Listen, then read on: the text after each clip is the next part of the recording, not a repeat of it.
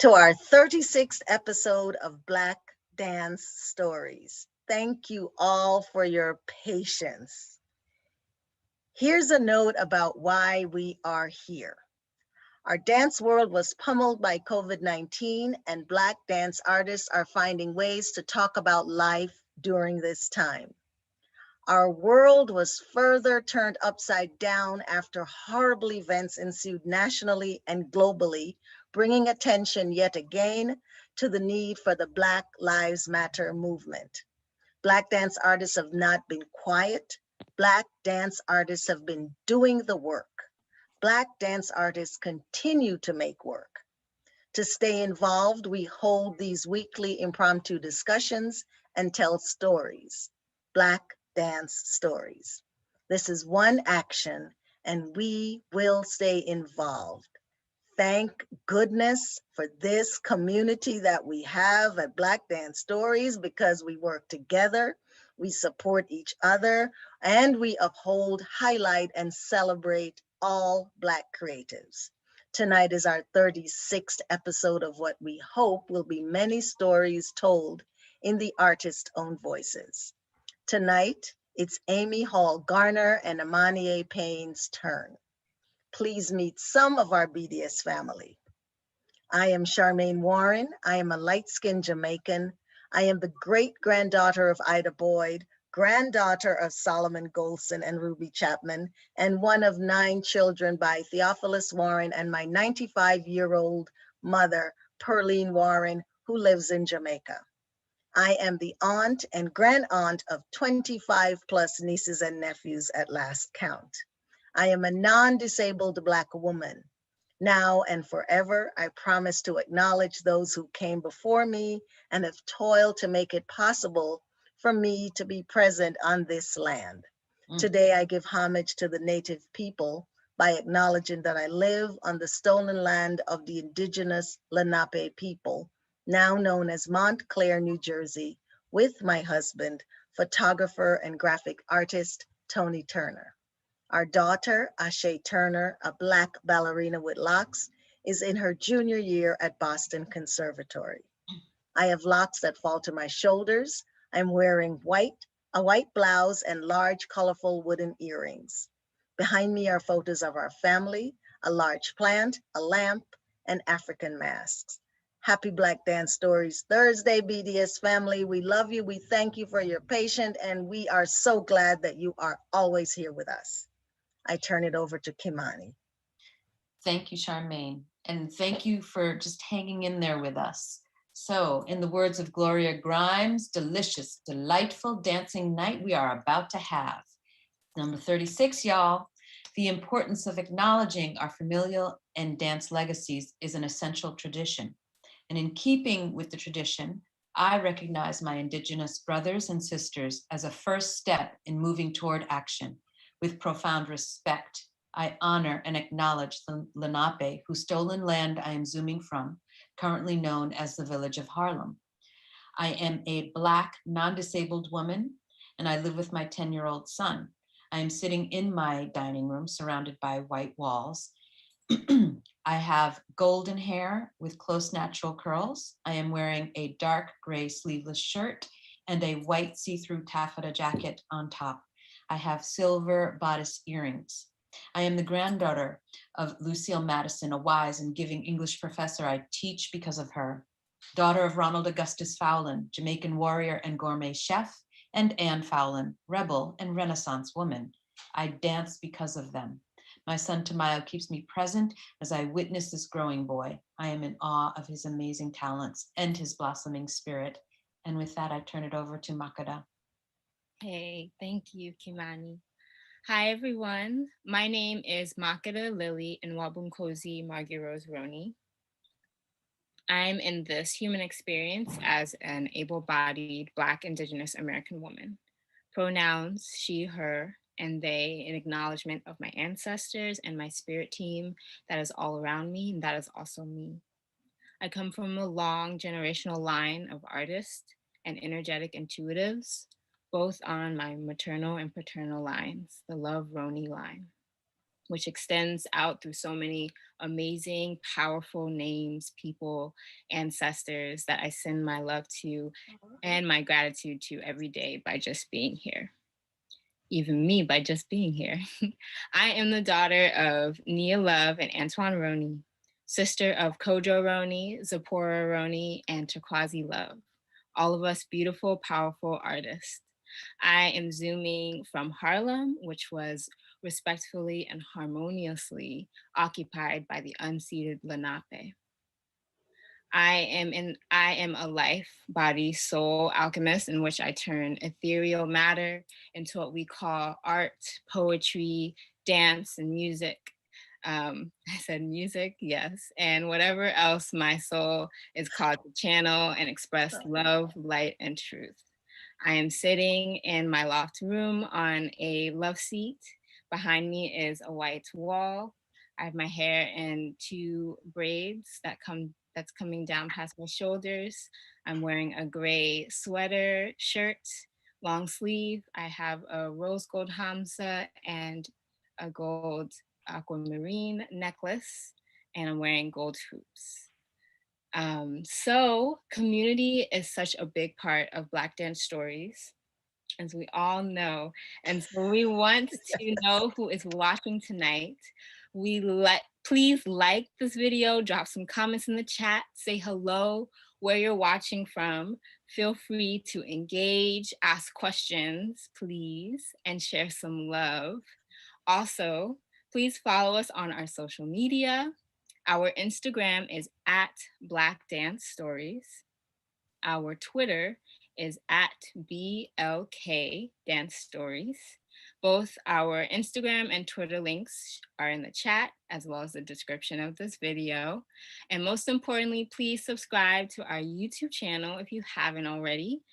We have a huge goal of making it to 1,000 subscribers, and we are almost there, but we cannot make it without your help and your community. So please subscribe, follow us on social media, and share with your community. We have a subscriber Sunday, so look out for that on our social media and maybe in your email if you're on our newsletter. A day where we illuminate our amazing community and encourage more people to be a part of this growing community. We always want to thank everyone for your continual love and support. And without further ado, everyone grab yourself some wine, some tea, some water, whatever is your cup of happy, and let's cheers to Black Dance Stories. Cheers. And I pass it to Kimani. Thank you, Makeda. Mm-hmm. So please consider donating. We want to be here for as long as we need, and we want to serve y'all. So donations are greatly appreciated. I also want to take a moment to acknowledge the things that are happening that need to stop. So we will always stay vigilant. Our BDS team will continue to stand in solidarity with our sisters and brothers all over the world, with all those who want an immediate end to racial violence and systemic racism. Please be active, y'all. Please don't stay silent. Please get involved. And with that, I will turn it back to you, Charmaine. Thank you. Thank you. Thanks for your patience again. Thanks for the words, Kimani, and thanks for community. That's why we're here. Okay. I feel like we need a pause, but we need to keep going. See you in a little bit, Kimani. See you in a little bit, Makeda. Amie Hall Garner. Bless you, sis.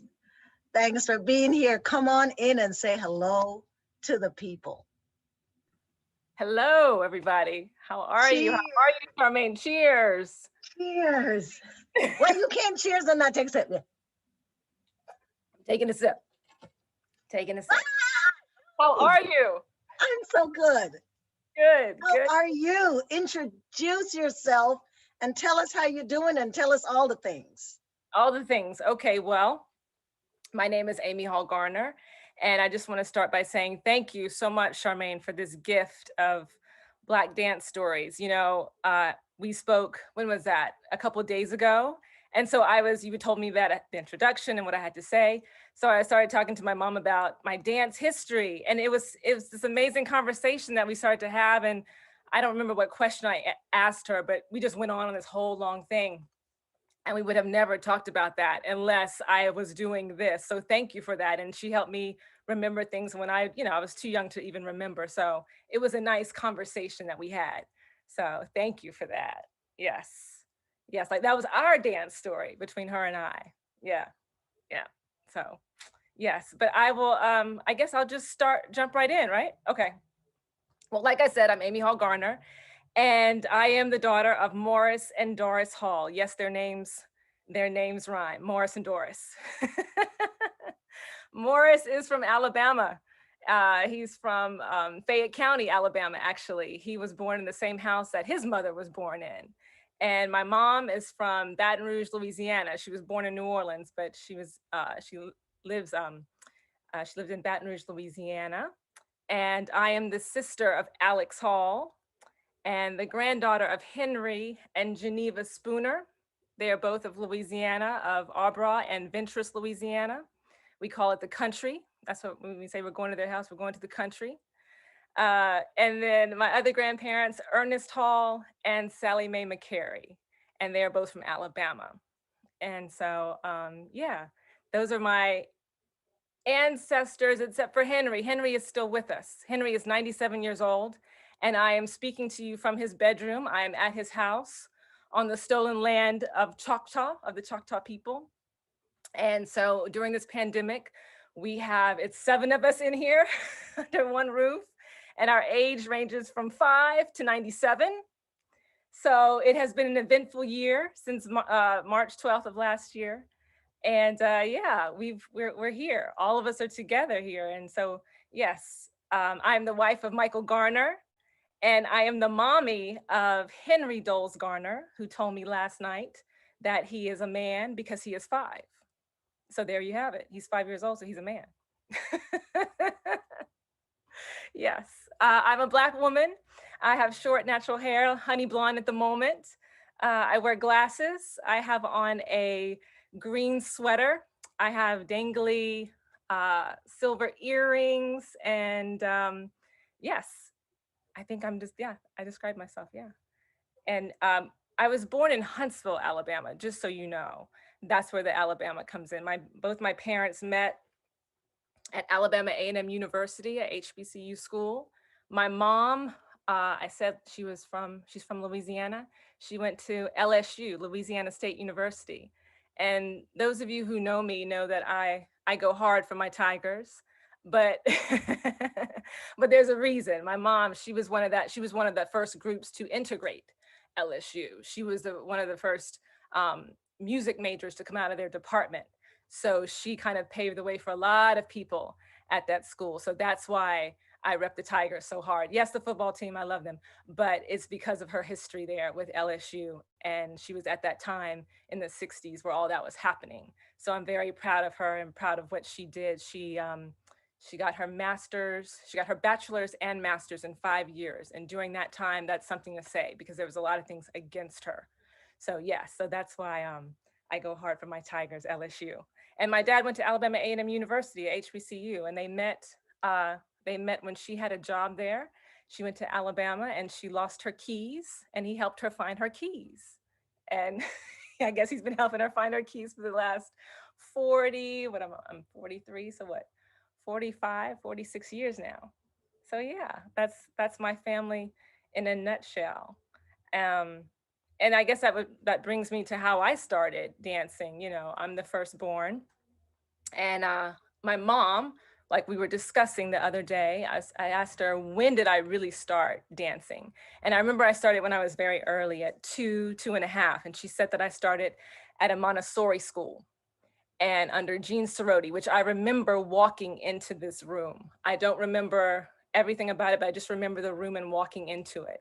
And it was a creative movement class. And she put me in dance so that I would have nice posture and nice legs. She's a flutist, and she always admired dancers and how they walked and, their stature and everything. So she said, if I have a daughter, I want to put her in ballet and to dance so she would be very graceful. So that's what she did. And she put me there. And then creative movement, I really took to it.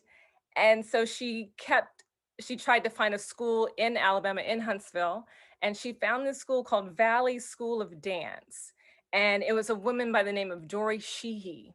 And she had just come to Huntsville. She just moved to Huntsville with her husband. She was a former June Taylor dancer, Perry Como show. She was a former dancer. So she had finished that in Chicago, something like that. And then she came to Huntsville. So she started dance school. And so she only had the dance school for 1 year. I did, what was it? Like the September to like the recital in June. And she stopped her school. I don't know what happened, but she stopped her school and she took to me and she said, I want to work with this little one. And so and she worked with me privately in the basement of a church, United. Yes, I have this all written down so I don't forget it. United Methodist Church. And I know exactly where it is. I could drive to it right now. We were actually in Alabama last month and I took my son by there. I was just giving him a tour. Not that he would probably remember it, but I was just giving myself another tour just to see how it looks today. But yeah, I remember that's when dance kicked in for me. And I guess I was around 3-4 years old and she taught me privately 3 times a week in the church basement, in the church choir room. And the choir room had a mirror and it had the cement floor. And she had 2 bars. She had one for her and one for me. And it was that like steel, like iron bar that if you touch it, your hand smells a certain way. I can remember that smell. Yes. And she taught me privately 3 times a week. And that's where my foundation started from in ballet. And she saw something in me that I couldn't see in myself that, my mom didn't know about. And she really took me under her wing. And I studied with her till about, I would say 9-10 years old. And then I went to the ballet school in my town, which was called Community Ballet. And they had like a small ballet company, the Huntsville Civic Ballet Company. And so that's where I did the Nutcracker. That's where I started getting exposed to the Nutcracker and to performing. And I started off as a little sheep and I stayed there until I was 17, until I, from sheep to sugar plum. And then while I was there, I also went to another school. I went to the school that went to the competitions, right? So I had 2, because that was just a ballet school. I wanted to move more. So I had jazz, tap, and the other stuff was at the competitions. Yeah, that was at the at Ann's Studio of Dance there. Yeah. So I had, and this is all in Alabama, mind you. This is all in Alabama. But at the ballet school, they eventually had jazz, and that's when I had my first Black teacher, Cynthia Handy Quintella. And she exposed us to Alvin Ailey. She exposed us to all these different dance forms. She brought in people to dance with us. I remember there's Oakwood College is in Huntsville, and Take 6 is from the group Take 6 is from Oakwood College. I remember one rehearsal, like maybe 1 or 2 of them came and they sung. I didn't know who they were then. It was before they got big. But she was really instrumental in like exposing me to other things besides the ballet and all that other stuff. And then, with competitions, that's a whole world in itself. Right. But I will say I did music. I told you my mom was a musician. I played violin all during this time. So I was coupling it with my music and my dance. I was a Suzuki kid. I played violin starting at 3. Yeah, so I was playing violin, memorizing, you have different books in the Suzuki method. And I think I had gotten up to, by the time I graduated from high school, I had gotten up to like book 4 or 5, playing Vivaldi and things of that nature. And I played in the orchestra, and our orchestra went to Carnegie Hall. We played at Carnegie Hall one summer, and I could fast forward and put that together really quickly. So then fast forward, I go to, this is like going in my brain here. The summer of '92. Well, the first, I'll go back. in 1986 was my first time I came to New York City. And I came with my dance teacher, the one that had the studio, because there was a convention and a competition at the Marriott. So we came, and I saw my first Broadway show, Cats, Starlight Express, and I was hooked. I was hooked. I was like, this is what I want to do at 8. I was 8 going on 9. It was, yeah, because it was the summer. So I was 9 years old, and yeah, and it was like gritty New York too. It wasn't New York now. It was New York in the 80s. Yeah. So I was like, this is it, Mom. I want to be a dancer. She's looking at me like, okay, whatever. You know, I'm only 9 years old. And so fast forward, by the time I had gotten into high school, I auditioned for the School of American Ballet. So this is like my first summer in high school. Went to School of American Ballet. And then that summer, the orchestra performed at Carnegie Hall. So I was at Lincoln Center doing my classes, and then I met them to perform at Carnegie Hall with the orchestra. And yeah, so it was like, that was like the cool summer in New York City. But I liked it because they went back to Alabama and I stayed in the city to complete the course. Yeah, yeah. And then, I went back the next summer to SAB. And while I was there, I would go take jazz at Broadway Dance Center with Frank Hatchett. I did all that stuff. Yeah, I used to assist Frank Hatchett when I was doing that at the different conventions he would go around to in Jersey and everywhere. And then I went back to Alabama, for school. So by the time I graduated from high school, I knew New York is where I wanted to be. So I auditioned for NYU and Juilliard and got into Juilliard. And that's where I met my tribe. I was like, oh, this is what it is to be an artist and have people who love dance as much as you do or love their craft as much as you do. And so, yeah, those years were so formative in terms of me growing as an artist. During that time, it was under the tenure of Benjamin Harcarvey. And during that time, he would strip you down in terms of your technique and then slowly build you back up. It had a through line with the syllabus. And so everyone who came out of that school at the time, we were like a fusion dancers. We could do ballet, we could do modern, we could do a lot of different things. And so I got exposed to Graham and Lamone and Taylor and a little bit of Horton. I started getting exposed to that. I really wasn't exposed to that in Alabama. I saw it, but I didn't study it, and that moment kind of educated me in that way. So yeah, and then I also met like everybody who I'm close with today. My colleagues, my friends, and my artistic brothers and sisters. During that moment, and we haven't stopped.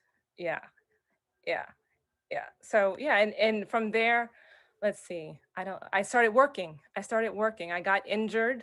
I got injured my senior year of college. I fractured my metatarsal in a Laura Lubavitch rehearsal. And so I couldn't do the final production. I couldn't do this big spring production. So, and so what I did was I said, well, I'm not going to watch my friends. I'm going to go and see a Broadway show. So I hobbled to see a Broadway show, and I only had money for standing room tickets. And I watched Fosse and standing room tickets in the Broadhurst. And I said, that's what I'm going to do. I'm going to do that. And so I rehabbed, stayed in New York for spring break. And there was an audition like 6 weeks later. And so my foot had healed enough for me to at least kind of jump. And so I did that audition and got that job. And that's when I started working. So I trained all my life for concert dance. It was the ballet first, and then it started to mix into other things. And then I just went the whole opposite way into more commercial theater, and I never stopped. So I never did dance with the company, but like now I choreograph on companies and things of that nature.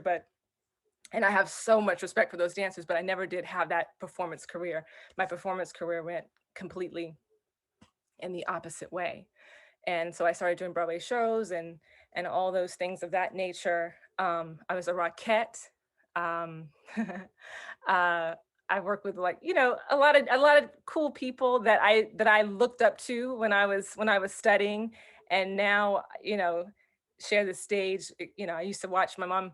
We were talking about the other night. She's like, you used to watch Cheetah Rivera and Paula Kelly and on Sweet Charity. She's like, I remember you taking the tapes out of the library, and then to see you on stage with them. She's like, that was just you didn't realize it, but sitting in the audience, she was like, that was just amazing for me to actually sit and watch you on the stage with them, because I had seen you watch them, on TV, at home. So that's, that's what I'm saying, Charmaine. You had those conversations, like we had never talked about that kind of thing before with her. We just keep it moving. And we sat and talked when I was asking her all these questions. So thank you for that. But yeah, and then that turned into, at Juilliard, studied composition, but I didn't really, we had composition class, and I took composition more than others, like you were required to take courses, but I kept going with it. And then naturally after school, I stopped because I wanted to perform. But I got back into dance making with my dear friend, good friend, Darrell Grand Moultrie. And he is one of those people that if you know him, he's absolutely magic. Uh, he's a blessing from God, that guy. He's beautiful. And so I used to accompany him to his rehearsals and started to assist him. And he supported my eye and encouraged me to start making work of my own, and has just been in my corner, in my back pocket, on my shoulder, everything, in my ear. All, whenever I create something, he's always there. And I could not have taken that step without his encouragement, somebody that you could really trust, who could actually be honest with you. And that's with a lot of my friends that I met at Juilliard and those who I met along the way. We all kind of are very protective of each other and how we talk to each other in our art form and other things too, but just especially in your art. And I feel like you need that today really much. And that doesn't happen that often. So I feel very blessed to have those people in my life. But yes, but he was very instrumental in that. And then slowly I started to choreograph and do certain things and work with certain people, and it kind of materialized from there. But yeah, but I've been busy in this pandemic. You need to name some of these. I've been choreographing for these people. Seriously? Well, let's see. Okay. Oh, there goes my drink. Well, just recently I did a collaboration with Miami City Ballet and Paul Taylor. I have, let's see, a Dance Theater of Harlem, ABT Studio Company. Ailey 2 was my first full work that I did years ago. And I'm going blank now. Yes. Wait, what's the company that you're working with? Or you were just, I called you, was it in Alabama? The ballet company, the Black Ballet Company. Oh, Collage Dance Collective. Yes, Collage Dance. Who gets points for that memory, me or you? You do. And you know what's funny? At Collage, they have just moved into this beautiful building. I mean, it's absolutely stunning. And I was on the phone with my dad because I was driving to rehearsal, and he was like, he was from Memphis. His family went to Memphis when he was younger, like when he was in first grade, second grade. And then unfortunately, my grandfather got killed in Memphis. So then they moved back to Alabama. And he was like, well, where are you? Where's the studio? And I'm like, it's on Tillman. He was like, Tillman? We used to live on Tillman. And I said, well, okay. So naturally FaceTime. And so I'm driving and he's like, well, there's this street, Yale. He starts naming the streets as I'm driving past him. I'm like, okay, this is the neighborhood. He's like, wait a minute, is there something on this corner? He's like, you go up this hill. He's describing to me everything I'm driving. And he's like, that's where we used to live. So he literally lives, like if the ballet school's here, they lived like a football field away. It's no longer there. I mean, this is during, the 50s, but he lived there. Yeah, in that neighborhood. So it's kind of interesting how one of my ancestors, my grandfather, who I never met because my father was 8 when he passed away, that I was now creating a ballet there, working with ballet students and company members there. And, that energy was already there. So you never know, like your steps are always kind of, they're already ordered, for you. And it was nice. I was like, oh, my granddad's probably seen that tree, and I only know my grandfather, Ernest Hall, through pictures. So it was nice to know that it's literally right there. I was like, oh my gosh. Yeah. Yes. See how Black Dance Stories rolls? They just take you. They keep going. Keep on keeping on. Oh my gosh. Come on in, Amanie. There are lots of people here. I'm just saying. I'm just saying. So Pooja Vashon is here. A. Coop is here. Kenneth Prado, Tren Tien Liu, Kayla Dodler, Hayden Trench, Victoria Yang, Rayanne Granados, Olivia Bowman Jackson, Nia Love, Vincent Thomas, Stacy Dinner, Amy Casello, Ann Davidson, Abdul Rahim Jackson, Natria is here. Hey, Natria. LaShawn, right? Danny G is here. And David Binder. Oh, y'all got lots of people watching. Hi, Amaniyea. Well, hello there, Charmaine. How are you? I'm good. Can we say cheers? Absolutely. Cheers. Cheers. So guess what? Y'all get to. Cheers, Amy. Cheers, Amanie. Okay, see, that's my exit already. She didn't even give me a chance to say goodbye, Amanie. I love you, Charmaine. I love you more. I see y'all in a minute. Have fun. Right. Thank you. Amy, you are fantastic. You know, when they first gave us the names, I was like, oh, I have to do some research. Me too. Me too. You too. Right.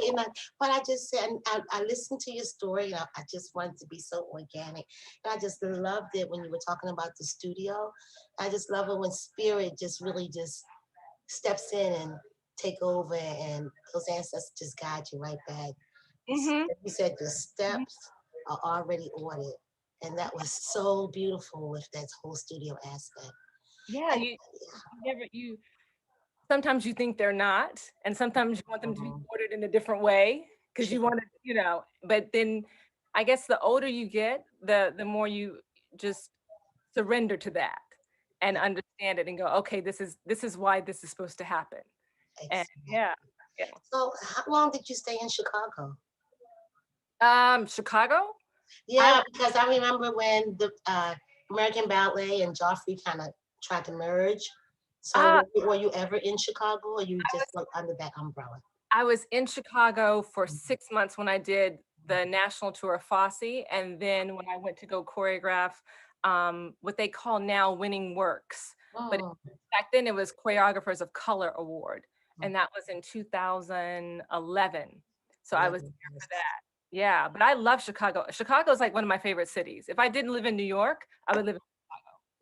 It's the next step. It's progressed a lot. And I mean, I was there from like 1988, 87, 88, when it was a lot of like virgin-like territory for arts and funding, and only the special groups with the big things and everything. But it's just advanced so much, and there's so many dynamic groups that's there. So there are. Yeah, I'm sorry I didn't get a chance to meet you when you were there. I know. This is why this is good. This is good because it's bringing together people who need to meet. They actually meet.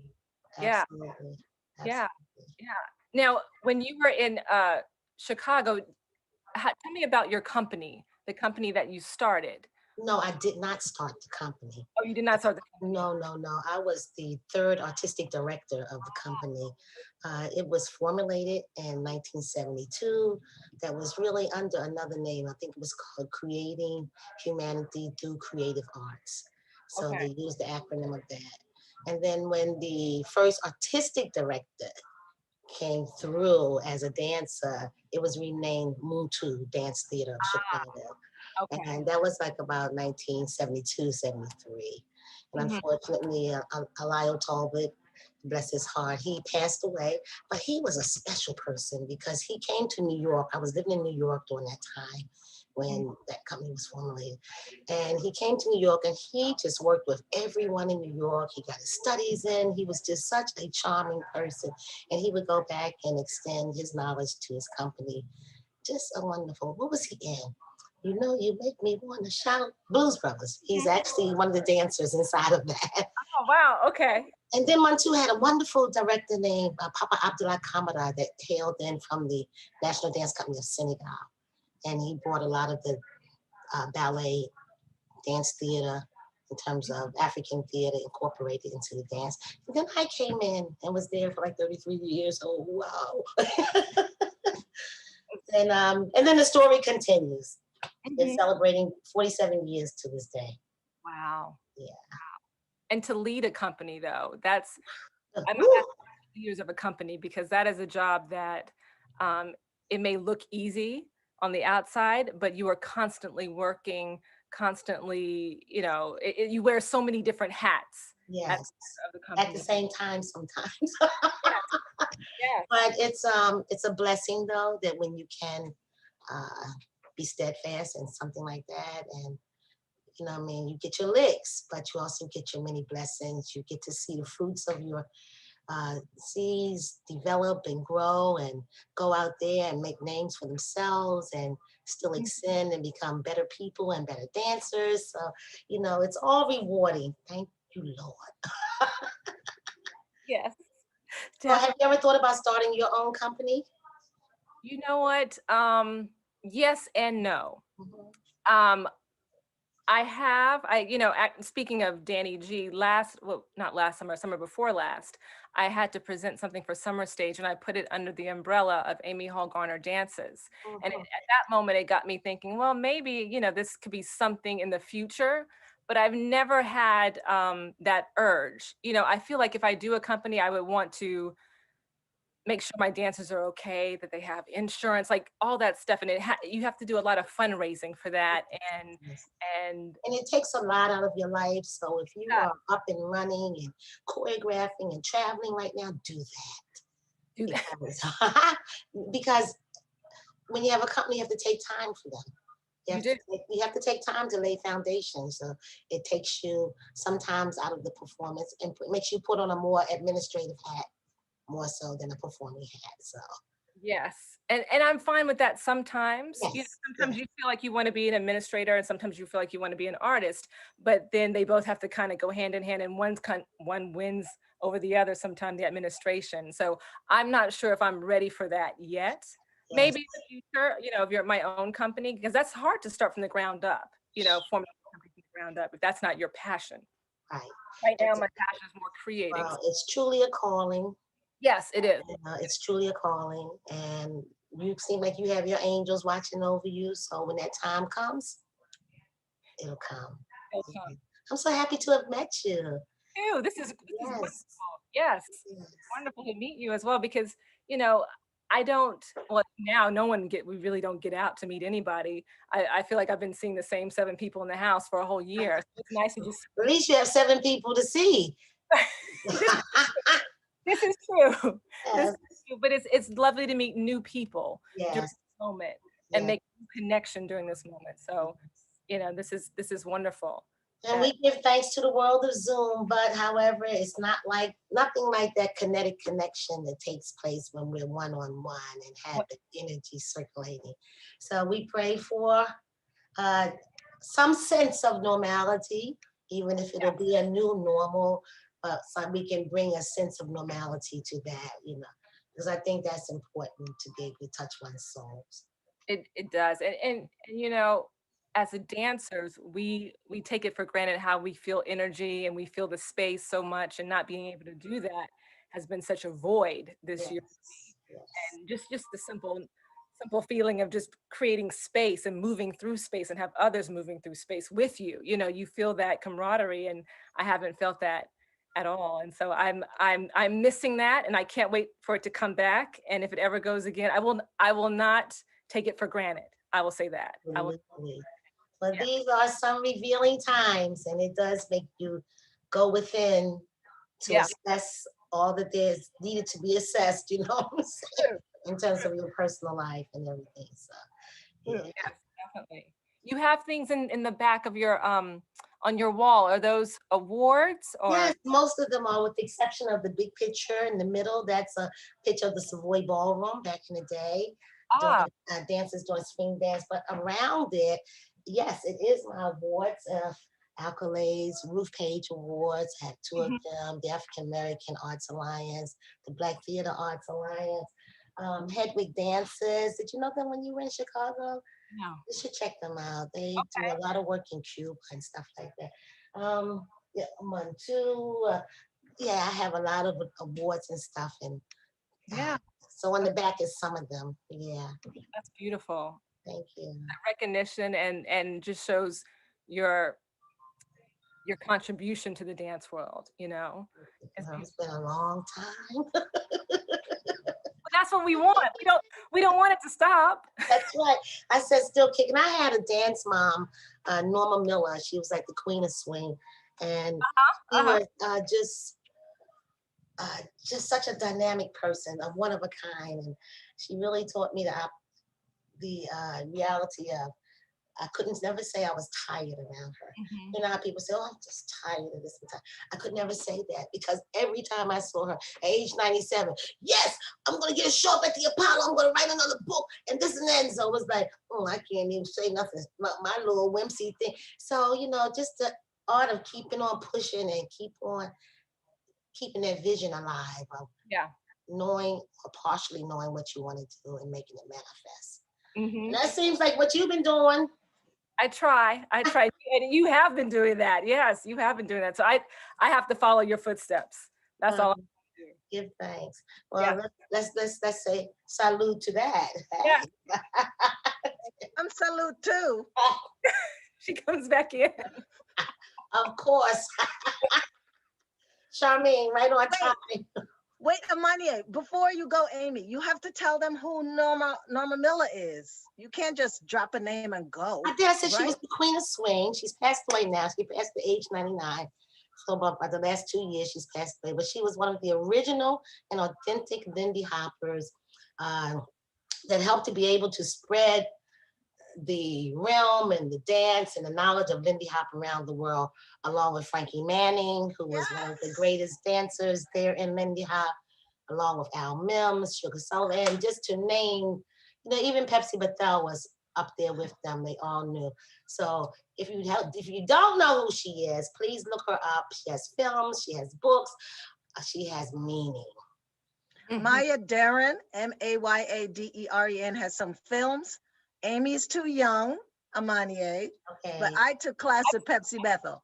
As Anyway. the spirit moves. That's what Spirit Morgan move. says, That's spirit right. moves. Amy's too young, Amanie. Well, it's okay. The footage is still there, so she can Yes. always check it. Yes, I've seen Miss Miller. I will call her Miss Miller because I didn't know her personally. Yes, I've Some Norma. Yes. Mm. Woo, All right. she was a whippersnapper, baby. Woo. Y'all have some more friends. So let me tell you before you go, Amy. Uh-oh. Cynthia Santos, Neil Clark, Deborah Hey, Ahmed, Neil. Natalie Jackson, Laura Marchese, and Valerie Roshan. People are here, yo. All right, Amy, Ooh. see you in a little bit. Yes. Amanie Payne. Yes, Miss Charmaine. Oh Lord, you're gonna get me drunk before me talk. Every time I turn around, we're sipping toast. Yeah, okay. You almost made me choke. Introduce yourself, Mama. God is so good. Thank you, Charmaine. Thank you so much for having me here at Black Dance Studies. Hello, everyone. My name is Amanie Payne. Amanie actually means peace to you. So every time that name is called, this is an extended greeting of salam to you, to the world, to us. Welcome to my home in Baltimore. I am in my office, and as I was just speaking, behind me are some of the many awards and plaques that I had from the various adventures and dance that I've had in life. Okay, so now, here we go. Okay, I was born, what I have on. Okay, me, for those that know me, I used to have very long locks. They were from 1980 on up. So I have trimmed, but the spirit of the Almighty still dwells within, and my teachings are still there. So now I have my mixed gray, silver, pepper hair that coincide with my family lineage. I am wearing a beautiful bell sleeve blouse that was gifted to me by my wonderful sister, by another mother, Miss Amina Dickinson. And I just want to say, may God be with us in all that we do. And everyone, please find some peace in your heart and in your life. I was born the year of desegregation, 1954, in Baltimore, Maryland. I convene on the ancestral land of the Piscataqua Nation, as well as the Lumbee and the Cherokee Indians. These are the Indian people who lived in Southern Maryland for centuries, long before European colonization. I grew up knowing 4 generations on my mother's side. My great-great-grandmother, she was an Indian woman, part of the Cherokee Nation, with a long civil braid down her back. Her name was Nana. My great-grandmother, Miss Pearl, she was a beautician. She had her own salon, and she too had a head full of silver hair. My grandmother, Miss Evelyn, or who I call Granny, and not just me, the neighborhood, she was the one who raised me. She was my rock. She was truly a server of mankind, making sure that everyone was taken care of, always encouraging, always trusting, and making sure that a way was made. And my mom, Miss Helen, or Mama Helen Ibaye, she passed recently, but she continues to be my light and my angel. You know, she was a young mom, and as the story is told, she danced throughout her whole pregnancy. So her friends was not surprised when they heard that I was in love with dance. My mother always supported me in all of my endeavors, even the ones she didn't quite understand. But believe me, she really had to let go and let God, because I was determined and destined to get off them white steps there in Baltimore and stepped out of the norm to pursue my dreams. And my dad, well, he was special. His name was Mr. Charles William Reed. He's lovingly known as Billy or Mr. Bill. He reminded me of Quincy Jones. He was a cool cat. He was very artistic. He was a musician, a singer, a military man, a postmaster, a community activist, and he was very conscious of politics, especially when it came to issues in the Black community. My granddads, they were productive. One was a landscaper, and the other one was a tailor who owned his own shop, and it was successful, but he was also a holy roly preacher. So you can only imagine our remarkably interesting household of saints and demons who had to be rebuked at any time. Buke you, you demon. I will never forget that phrase. Well, I am a first and only child, my mother's only and my father's first. And even though I grew up as an only child, I have 4 living brothers and 1 beautiful sister that has always been an integral and inspirational part of my life. So for the last 50 years, I have built a viable career. I've obtained a deep sense of responsibility to preserve and honor legacies of great expressions to dance, and also aid in the development of the future generation of dancers. This is what keeps me motivated and stimulated. So during my early years of study, I was encouraged and inspired by many, and I accepted the teachings of my mentors as they exposed and opened the path of dance aesthetics and cultural awakening. And with that exposure, it formed in me the strength, the creativity, and the leadership capacities, which laid a foundation to live and breathe my vocation. My training has been quite diverse. It includes many realms pooling from the reservoir of vernacular, jazz theater, Caribbean expressions, Brazilian forms, traditional African, contemporary African, liturgical, and even more specifically African-centered movements.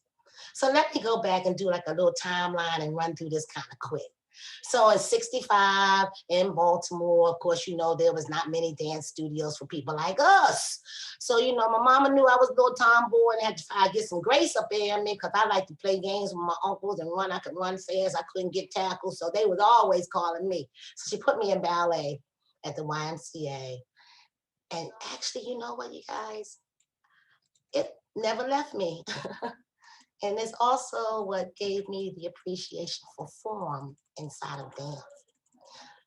Fast forwarding, in 71, there was a CETA program that was here. I don't know if you guys remember the CETA programs. It was something like Gallery 37 or After School Matters, where, or whatever you call it in your town, where young people work with practitioners in the field and they get paid for it. But we didn't get paid for it during that time. That's new now, you know. at the Schroeder Recreation Center under the direction of Mr. Ernest Cromer, a bad photographer, artist, cake designer, edible arts. Oh my God.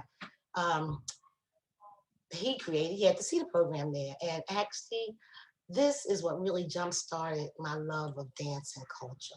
Now, mind you, I was still in high school, and because I didn't graduate until like the next year. So at that time, I had trained and worked with Orville Johnson dancers, which focused on contemporary. I worked with Dr. Lynetta Gaines, who gave integrity to interpretive dance, and especially when the political voice was speaking.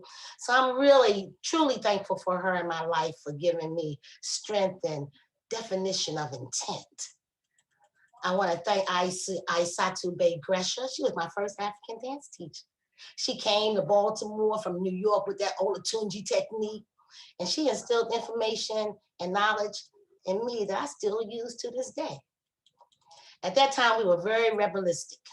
We organized our first cultural dance group. It was called The Way You See Moja Performers. And in '71, I actually met Baba Chuck. He came down here to Baltimore along with Marilyn Banks, because she was one of his principal dancers at that time. And they both was very encouraging to me for continuum. Okay, so then I graduated from high school. I was unclear what I wanted to study, but I did enroll in the Community College of Baltimore. And then later on at Morgan State College, majored in theater arts and speech communication. And at that time it was really new, but you know, I didn't graduate, you guys, but it's all right. I got another type of degree. Okay, so anyway, because I was working. All right, so by that time, because the school wasn't giving me what my heart and spirit was telling me what I needed at that point. Foolish as it may be to some, that was where the spirit moved me. So by '74, I moved to Washington, D.C. I had the honor of working with Mr. Melvin Deal on African heritage dances and drama. Melvin is deep. He is a wealth of information. And for those of you who don't know, please check the IEBD website. Melvin is in a health crises. I don't want to call it a crisis, but he needs our support. So one of our greats in the dance and one of our elders. So if you are interested, please check out IEBD website. But with Melvin, you know, I had the opportunity to perform in Spokane, Washington at the World's Fair, being ambassadors for African dance. And then in '75, he went to Africa and he asked me to be his substitute teacher. So I taught at Duke Ellington Performing Arts High School there in 1975. Okay, so then, you know, like the wind blew me, you know, because God take care of babies and fools. You know, at that time, actually, I got put out of Melvin's company. I couldn't even believe it myself. Nobody could believe it because I was like, what now hurts what happened to her? But, you know, lessons, life, it was real, it was good. So by '76, I moved to New York. And I lived in New York for 13 years. I even acquired a small business certificate at Bronx Community College there. So this time in my life, I was like spiritually open, and I acquired the understanding of I can and do it. Okay, I joined International African American Ballet, which was the company I was affiliated with my duration in New York. To me, the company was spectacular. It was like the roadmap and the role model for the presentation of African arts and sciences in America. To me, the best of the best. This was the African dance group that Brother Oba Babatunde danced in. And he also was a great inspiration to me, including Hazel Starks Bryans, John Blandford, Rhonda Mormon, Obar Wali, Lucas Shea Wiles, Ibaye Tima Fan, Hakeem Babatunde, great director, Wilhelmina Taylor, Neil Clark. Oh my God, Lord have mercy. Look, I was reborn during this time. I ain't telling no lie, y'all. By 1978, Dance Africa just came on the scene. We performed at the first Dance Africa, and also for my time, the first African Dance Conference was sponsored by Mr. Moorcham, who is Akon's father, okay? And it was down there at Catherine Dunham School in East St. Louis, and Miss Dunham was there too at that time. So, you know, in New York in the 70s and the 80s, New York was popping. Classes was everywhere. It was the best of the best teachers, the best of the best dancers, just the best was on the scene. Yeah, Chief Bay for his musicality and spirituality. You had the Clark Center with Thelma Hill, Lori Mill Machado, Jalone, Pepsi Patel, Fred Benjamin. That's just to name a few. You had because diversity was everywhere. That's not a new word for us. You know, that came with granting and getting that money. Okay, you had Ola Tunji School of Dance. You had Baba Chuck Davis. You had Bobby Shangi Raza. You had Nana Denny Zulu. You had the Armory. You had the Armory had the best African dancing coaches. There was where I used to teach. That's where International was at headquarters there. That's where I met Dewana Smallwood. Don't play. She was in my children's class. I still got that notebook with her hand, her signature down the side. I get that to you, Dewana. Okay. Also, I had the opportunity to work with Baba Ali Abdullah. He's one of my mentors. He lived in Senegal for 17 years. And as a matter of fact, he was Catherine Dunham's assistant when she was doing her research there. And then there was the Sandra Cameron studio where I was engaged with some of the greatest Lindy Hoppers that ever existed.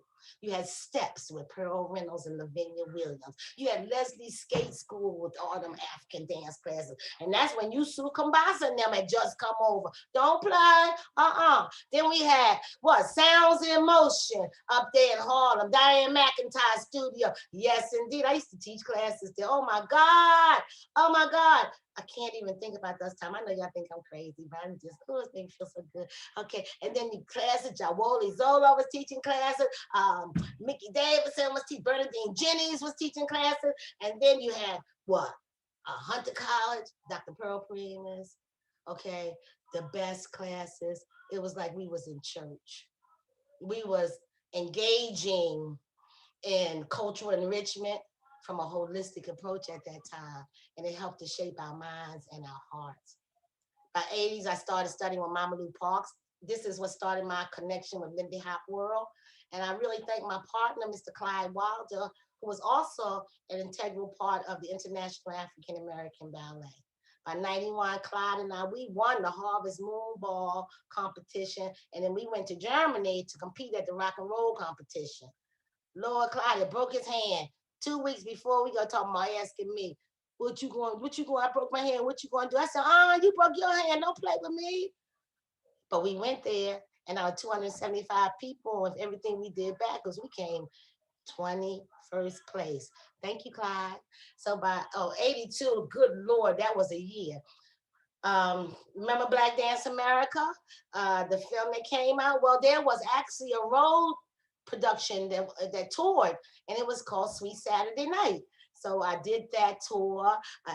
In 82, I worked with Norma Miller and the Jazz Dancers. We worked with people like Red Fox, the Nicholas Brothers, Avery Brooks, John Hendricks, Count Basie Band, Duke Ellington Band, and so many.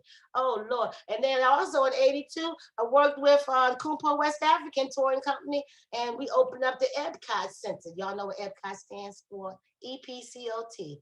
Experimental Prototype Community of Tomorrow.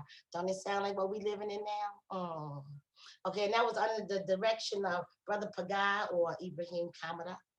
Okay, by 83, I went to San Diego, and I was at the Wild Animal Park with Jamino Quarter, as well as working with Mickey D and Friends, which was a performing jazz dance ensemble. 84, went to the World's Fair in New Orleans with Kumpo West African Touring Company. And then 86, a dream come true. I went on tour with Stevie Wonder during the Inner Square Circle tour. And we were called the Dancers Against Apartheid. Oh my God. So, you know, at that time, it was like, Lord, if I don't ever do nothing else again, a dream has come true. Thank you, Lord. So during this time, it was a lot of international connections, and things started to line up internationally. There were also side gigs that I had performed with. I did an opera. I worked with Sabah Grew Free. I worked with my South African brother Ndiko Rava and the Natives. I worked with Sister Ligia Barreto with Roots of Brazil. I worked with Sister Cheryl Byron with Something Positive. I did a production called Breakdown, Babylon Breakdown. That was with Brother Thomas Peanut. And also did the production that was written by Abiodun Oyewole, one of the last poets that was called Comments on for Colored Girls That Considered Suicide. And so that was a play that was in rebuttal. Okay, so moving forward, by 87, at this point, all this that I had done, I was known for having a wealth of knowledge on dances and cultures of the African diaspora. And then I was invited to come to Chicago to possibly be the next artistic director. By 88, I relocated to Chicago, and I took all my New York teachings and lessons and accomplishments with me. So for 3 decades plus, I devoted my attention to the role as artistic director of Muntu Dance Theater of Chicago, where I was the principal architect of the company's technical growth, expanded repertoire, and national and international recognition. And with a great artistic team and partnership for 15 years, of that 33 years that I was there, we were able to sustain full-time artists with benefits. And that was a blessing because many companies are not able to do that. Now Muntu is still happening. I have not been with them for the last 2 years, but they are celebrating its 47th year. And we bless them and with continuum and greatness. Okay, so one of my favorite projects in Chicago was the remounting of Fat Tuesday and all that jazz under the direction of Mr. Arthur Hall and musical director of Mr. Milton Baptiste, who was from the Olympia Brass Band in New Orleans. That was a treat of a show. As a matter of fact, this picture on this book that I have a copy of, that's the picture from Marie Laveau that I was in that particular dance. Okay, so anyway, so during my time in Chicago, I'm sorry, guys, I've also served as a panelist for Arts Midwest and National Endowment of the Arts for challenge grants, choreographer study, and dance overview and general proposal reviews.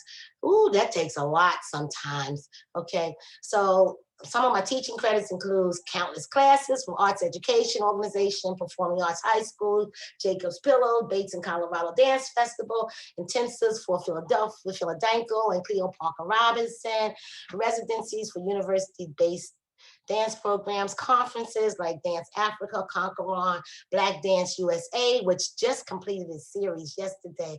Thank you, Deborah. It was beautiful, and many more. And for 4 years, I was an adjunct professor at Columbia College School of Dance in Chicago. So most of all, I had the opportunity to collaborate with some of the most outstanding artists, musicians, dancers, playwrights, both nationally and internationally. My contributions of the world of dance have not gone unnoticed. As you see in my back wall, many of the plaques is there. It would be great if we could get a check for each of those plaques, but God is good for the accolades. And as I mentioned before, I am presently residing in Baltimore, good old Baltimore, my hometown. I've been here for 2 years, finding new ways of extending myself and getting reacquainted. And thanks for my many friends like Deidre Dawkins and Dr. Charles Carter. I've been a guest instructor at Morgan State University, Peabody Institute, Connections Performing Arts School, and I'm presently the dance program coordinator for a wonderful organization called Guardian Baltimore. So I'm also presently in communication with the Black Lindy Hop scene, both national and international, doing workshops and panel discussions. And other than that, I've been taking time for self, assessing the next move, relaxing, breathing, and spending time with family. Amanie. Yes, Charmaine. Oh my gosh. And I haven't even talked about all of it. That's some of it. I was trying to get it in the 20 minutes. You should have seen me chopping this down. Oh my gosh. Come on back in, Amy. Oh my gosh. Both of y'all were dropping names. Tell you. I don't know about you, Amy, but that was a journey. That was. Oh my gosh. I wasn't ready for that. Hey, Amy, I was working at Cleo's one time and Miss Carmen DeLava was there and she was watching my class like, So she said, baby, where you been? I said, oh, Mr. Blah, blah, I've been here all the time. You just seeing me. I'm so thankful. I was so thankful. That's a beautiful feeling, you know? Yeah. Your elders tell you something like that. Wow. But now I want to see your class with all this energy that I felt. I want to see your class. Like, I need to take your class. That's what I need to do now. Yes. Oh my goodness. I think everybody here needs to take your class. Yes. Miss Charmaine, Just saying. I met Charmaine at Colorado Dance Festival, right, Miss Charmaine? You remember that? That was so long ago. I remember that. Are you serious? Richard Gonzalez, all of us up there together. Ron Brown, all of us up there together. I think I was there with David Rousseff. Right? With the company. No, you were teaching your classes. Oh, I was teaching. Yeah. There you go. I still have your papers, believe it or not. Uh-oh. That was a fun time. That was a great resource too. That all was about Jamaican culture, Jamaican dance. Yes. And so, you Mm. know, I found a letter, Amy, that I wrote to Charmaine. I told her not too long ago. And it's an old letter that talks about our time. Or it may have been something I scribbled on some paper. It was supposed to have been a letter that spoke about our time. It was so nice meeting you and how I've gained another sister from another mother. And so from all of that time, what years was that? In the 80s, 90s? In the 90s. Probably the 90s. Yeah. Oh my gosh. Wow. Wow. Well, Deirdre is here. You mentioned Deirdre. Deirdre's Hi, here. Deirdre. All of your friends. Okay, so this is the part when your friends and the folks that are watching are supposed to ask questions. Oh. Guess what? They don't necessarily do. However, wait. Of course, you have lots of big up. But Deborah Ahmed said she remembers CITA program.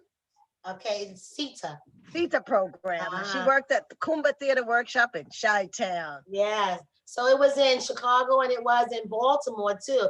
She called it CITA, we called it CETA, the CETA programs. Yeah. Oh. And so now they have programs like Gallery 37, After School Matters, and they actually give the young people a stipend.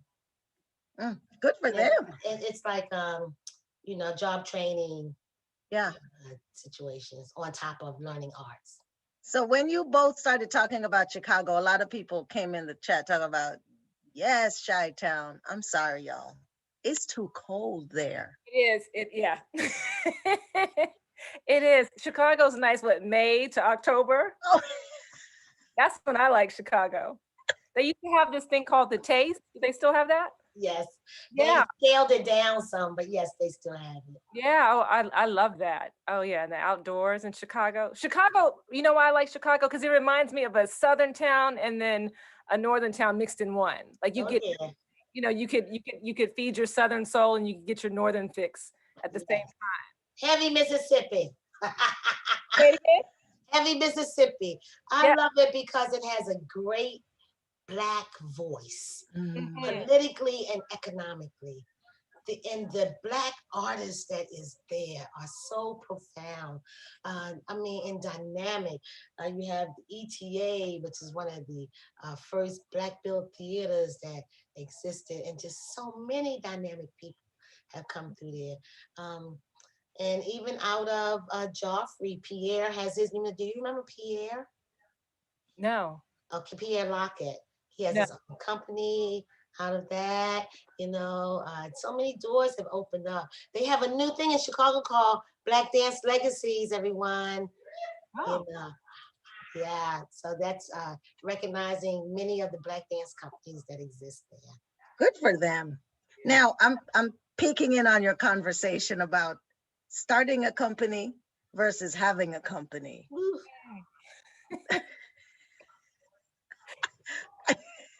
That reaction, I don't know if I should say more, but 33 versus Danny G put you on that stage and I was there. Oh. Was it a year? That's back in the days when we used to be able to gather together. Yes, oh my God, to gather like that. We took it for granted, right? Took it for granted. Yeah, that was a nice evening of dance. That had, I mean, she's a great curator. She had Philadelphia. She had Harlem School of the Arts, Jewel Lane. That's what, yeah. She had so many people there. It was beautiful, beautiful. Yes. Do But you yeah, keep in touch with those dancers, Amy? I do. Yeah. One of them I used for a virtual solo. Oh, Monty Drake. She graduated from U Arts last year. Another one, Ashley Green, is at Wim Wim. what's Wim Wim? Wim Wim is a company in Portland or Seattle. I'm not sure. Oh, Yes, but I do keep in touch with several of them, and social media helps out. That yeah. helps out so much. But yeah, that was a fun summer.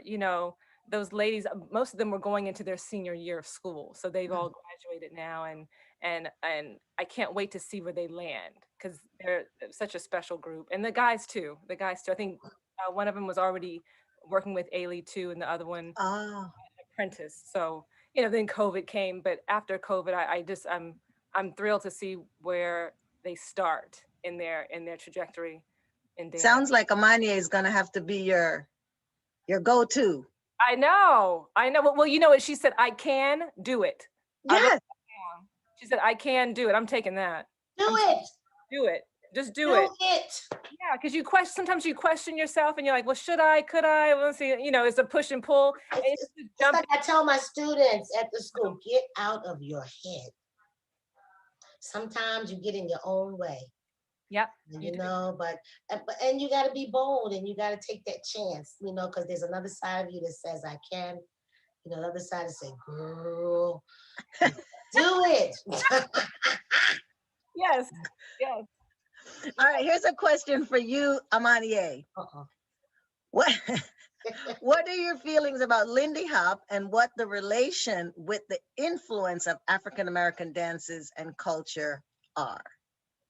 Well, when I first was introduced to Lindy Hop, it reminded me so much of the phrasing inside of the guinea dancing and the music inside of it. So it was like, and then coming from Baltimore, we hand dance. So, I was kind of like already in the mix, and then I could flip and stuff like that. But it reminded me of. I love how you say I can flip and stuff like that.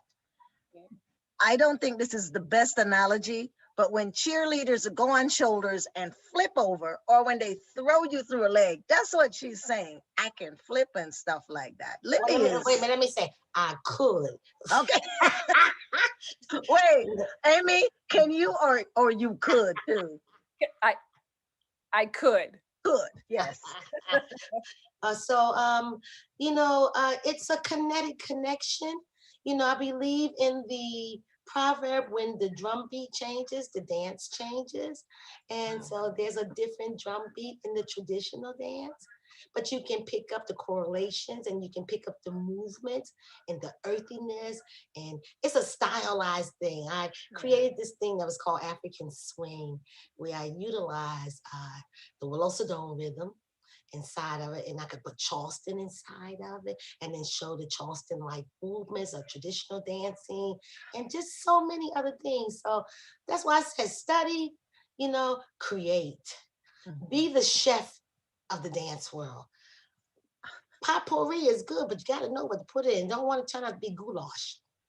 You're writing this down, Amy, choreographer Amy? I'm writing it all down. I love what she just said. That is so true. This is the world of mixology. Some people mix just to be throwing stuff together. Yeah. I say mix with intent. Understand the history. One of the things that we always talked about is not bastardizing the culture.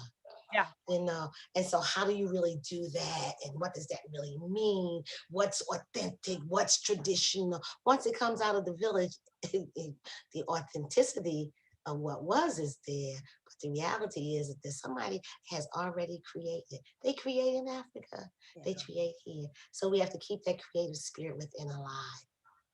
Yeah. A lot of my African drummers also play jazz, like Neil Clark, for instance. Neil worked with Harry Belafonte, Norman Connors, and funk and this and that and the Latin and the this. So it's all connected. It's all Yeah. connected. Even Norma, she had a problem when I had locks. She said, "Oh my God, you got your doll around in your head." Mama Lou Parks. Amania, I said, "Don't ask me. I'm not wearing a wig, and don't ask me to put the American flag on my body when we went to Germany." Yeah, bold and brazen, but you gotta go there because each one teach one. I could have got kicked off the team or whatever that was, but you didn't. But I didn't. Well, you didn't. How about you, Amy? How about some of those names, those shoulders that we stand on? Well, what she's saying is so correct. You have to do your research, and you have to know what you're talking about. You have to do it with an intent and integrity behind it. And that's so important, to respect what you're doing, especially when you're talking about the fusion of mixing styles and mixing genres, and all that. I love exactly what you said, and I think more people need to hear that too. And all of us need to do some research. She also said, like, back in the 70s and 80s, just to be in classes with those people, that when dance had this energy around it, especially Black dance had this energy around it.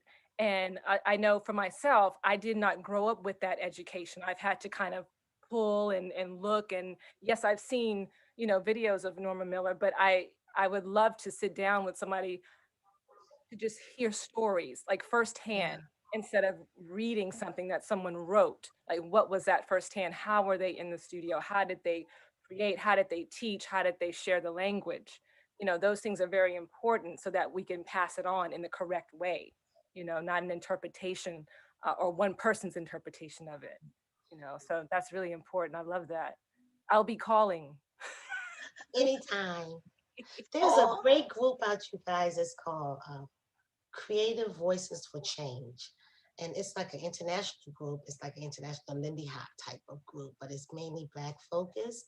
And they actually have YouTube video panels, discussions that deals with historical aspects within Black dance. And it's just really interesting, because we had all Black teachers during that time. And I was with this group of young people, and they was talking, we never had Black teachers. And I was like, oh my God. And when you said, and I finally had my Black teacher, I was like, oh my God. Yeah. So we were really, we didn't take it for granted, but it was how it was. Mm-hmm. It was how it was. Mm-hmm. Wow. So blessed be. Yeah. It's a real thing. About the Black teacher coming into the room, and you go, oh. Mm-hmm. It is. That was deep for me. I was like, really? Wow. I mean, really, really was. It was like, oh, I had never heard that. Mm-hmm. But it's a different time. And our dance, we have to continue, especially our younger people that's out there, to do that research, to write, so that we can tell our stories. I was just in a panel discussion where the story went that the 80s, Lindy Hop was the dark age. I was like, who told you that? That was when Norma and Frankie and all of them was just coming out. Who do you think was doing works with them? So the videos start popping up, and this is how now we're engaged, because all of our greats have passed away. So I guess they need us now for validity. I don't know. But give thanks. So this is not the question. Was someone going to say something? Amy, were you? No, I'm listening. It's not the time to ask this question, but I'm just wondering if it was because of the genre. Well, I think what has happened, what has happened is that it became global. Yeah, but you had Black teachers. I did modern, and Amy. But during that time, it was a lot of Black teachers in contemporary world. We talking about the world of Fred Benjamin, Joe Hall, Joseph Holmes, Randy Duncan. We're talking about, people who, yes, now teach from a global perspective. When you had Black dance companies, that was when Black dance, the word itself, when Ilio was still around, right, was there. So it wasn't nothing we had to think about. Yeah. It wasn't nothing we had to really pursue. It was there. It was there. Mine has a lot to do with geography too. True. Because it was in New York now. Right. That's what I mean. Because I took class with Pepsi and Elio and all of those folks, but it was, yeah. But see, I wasn't in the conservatory setting. Right. And that was a difference. But then you still had, what was the ballet teacher up at Hunter College? Was Walter somebody? Walter Raines. Yes. I you took class had with the Walter ballet Raines. teachers, you could sort them out. I mean, it just, and at that time we was like rebels. It was like, what?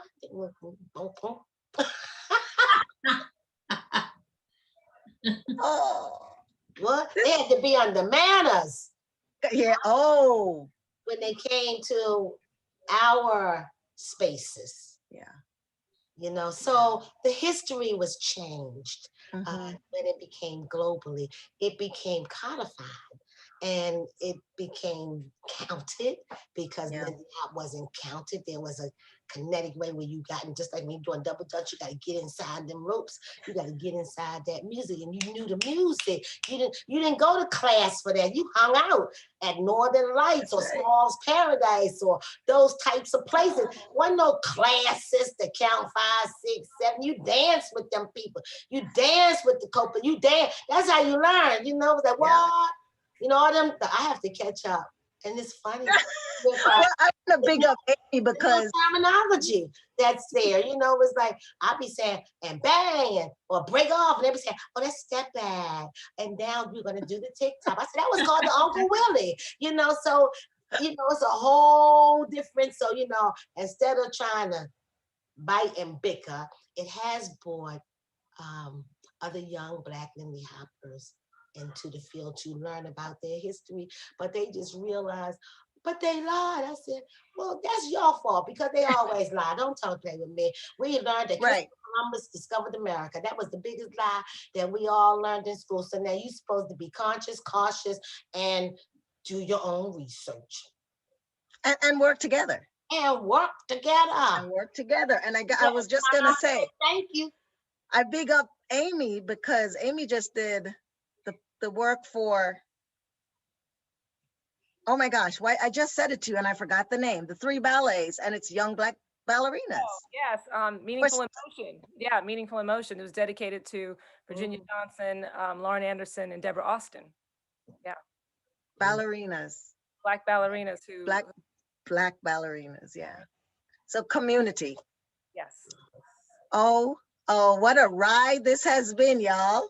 Part 2. Part 2. Okay. Wait. Oh. Maki, your eyes opened up, right? She said it. Yeah. Amanie. Amy just said part 2. So yeah. Get ready. Get ready. In for it. So we have to say goodbye, but I want to make sure if we didn't do any shout outs that you want to do some shout outs now, please do. And if there's anything coming up that we should know about, our audience should know about. I want to shout out to Miss Amina Dickerson. She is very prominent in the funding field in Chicago. She takes care of us Black dancers and or dance organizations. So shout out to her. Mickey Davison, keep on swinging, baby. She's another dynamic force in the field. Of course, Miss Deidre Dawkins. Thank you. And Deborah Ahmed. Thank you so much for a wonderful festival. You guys got to check it out, Black Dance USA, because all of these dynamic teachers could also one day be one of the instructors inside of Black Dance. And of course, everybody else, I love you. Amy? I don't know, all of a sudden teachers is a theme, Black teachers who put us here. And I just all my teachers that I've learned from the beginning up until now, all of them. Thank you so much. It's someone always asks me, oh, what is your style of choreography? I'm like, it's my education. It just comes out, it's my DNA, it's my education, all that stuff. So it's the ancestors, the teachers, everybody, make that one step happen. And I just want to say thank you to all of them for that. Oh. All right, Makeda, your turn. My turn. So to everyone who's watching, Just a reminder to like and comment on this video, subscribe to our YouTube channel, and follow us on our social media. And let's grow this beautiful community. Thank you for being here. Also, a huge thanks to our co-presenting partner, 651 Arts, for helping us to make Black dance stories continue to happen. You can check out all the wonderful things that they're doing on their social media. Their Instagram is at 651arts. So next week is Nick K and Alice Shepard. So save your Thursday evening and we'll see you next week. Yes. And finally, we always send you off with the good word from our good congressman. Go out there and get into some good trouble, y'all. Mhm. Get into some good trouble. Cheers. And Cheers. thanks for being here with us always.